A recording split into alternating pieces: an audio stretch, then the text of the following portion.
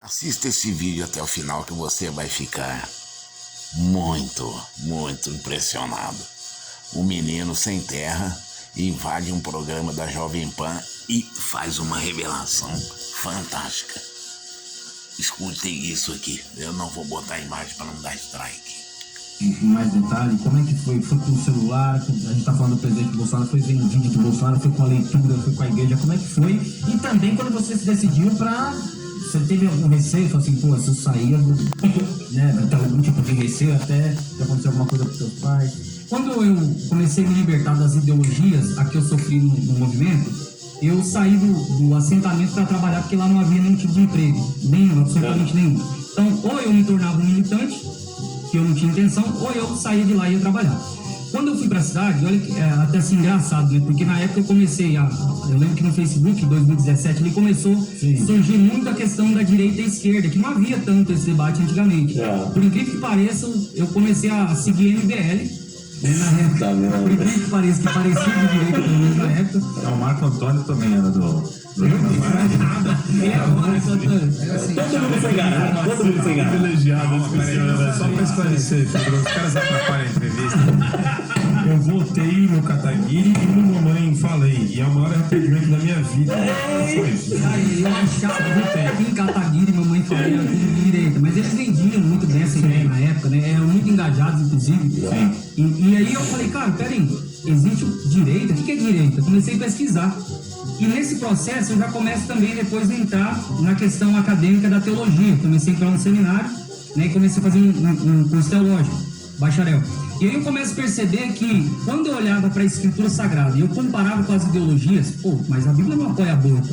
Pô, mas a Bíblia não apoia a ideologia de gênero. Poxa, mas a Bíblia, ela tá muito mais ligada à questão do mérito do que esse rancor que o MST tem contra o agro, que ele tem contra o empresário. A Bíblia não me mostra isso. Nesse processo eu começo a me libertar. Então foi bem em 2017, e aí se vendia essa ideia do Bolsonaro monstro, Bolsonaro contra o trabalhador, contra o pobre e tal. E eu começo a perceber que alguma coisa estava errada, né? E aí eu começo esse processo de libertação, mas eu digo que foi duas coisas. Primeiro, a Bíblia Sagrada, os princípios judaico-cristãos, né, que são princípios eternos que estão na Bíblia ali, eu comparava e via que as ideologias esquerdistas, elas são antagônicas à fé cristã. Na verdade, quando eu comecei a estudar depois sobre marxismo, escola de Frankfurt, eu fui percebendo que a ideia, o projeto, né, político deles era destruir o Ocidente. E o Ocidente, traduzido, fé judaico-cristã, né, os princípios éticos da Bíblia Sagrada. Então, rapidamente, eu já me situo ali dentro das ideologias e falo, cara, eu não sou de esquerda mais, eu sou conservador. Eu tenho que ir mais para a direita aqui. Ó. A própria Bíblia diz que o coração do sábio se inclina para a direita e do tolo para a esquerda. Né? Então, nesse processo é quando eu começo a me libertar. Só que assim, eu me libertei, botei no presidente, mas eu ainda não fazia nenhum tipo de militância, porque eu demorei para fazer um processo de libertação completa, revisar toda a minha vida, revisar tudo aquilo que eu acreditava.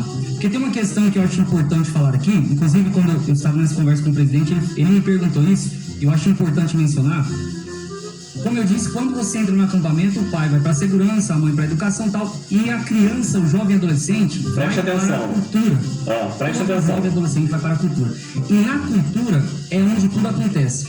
Né? Eu me lembro quando eu estudava sobre a Juventude Nacional Socialista Alemã, né? Então é muito parecido com a estratégia nazista, o que acontece ali na cultura.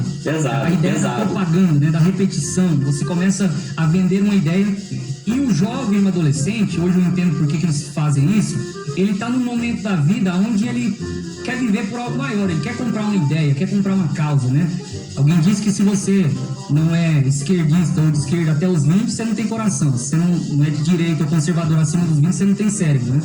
Então, dentro desse processo, eu começo agora a ter como referenciais psicopatas como Che Guevara.